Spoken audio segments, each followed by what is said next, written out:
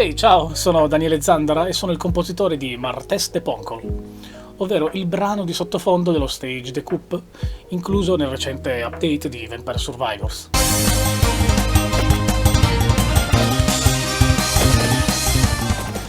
Allora, il mio processo creativo consiste prima di tutto nel capire per cosa sto componendo. Quindi ho visitato il luogo dell'ambientazione dello stage per entrare nella mentalità del giocatore e provare in prima persona le emozioni che lo accompagneranno durante le fasi di gioco.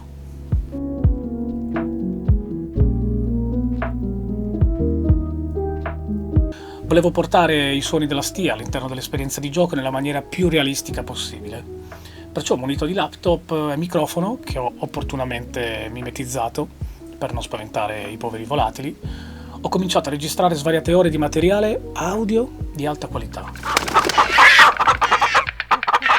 Con me avevo anche portato una chitarra e un'armonica a bocca, come questa.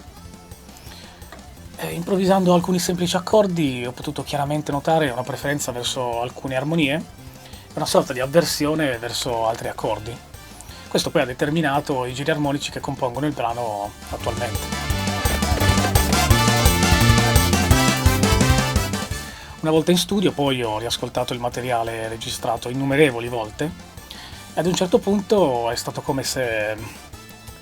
Sì, insomma, sembra strano da dire, lo so, ma era come se i polli e le galline mi parlassero, come se stessero cercando di dirmi qualcosa.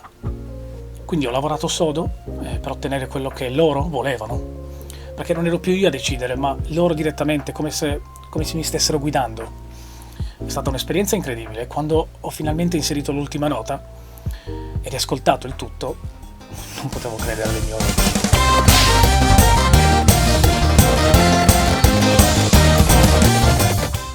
Sono estremamente soddisfatto del risultato finale e spero che lo saranno anche i fan di Vampire Survivors, che sono l'elemento più importante per un compositore.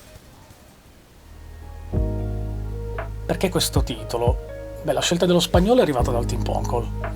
Credo che abbiano immediatamente notato l'influenza e i riferimenti ai compositori classici spagnoli, in particolare i romantici d'avanguardia a cavallo del Novecento, come Albéniz, Granados, oltre ovviamente ai richiami al romanzo cavalleresco, di cui compositori come Turina o Rodrigo sono stati i massimi esponenti. È più facile da pronunciare.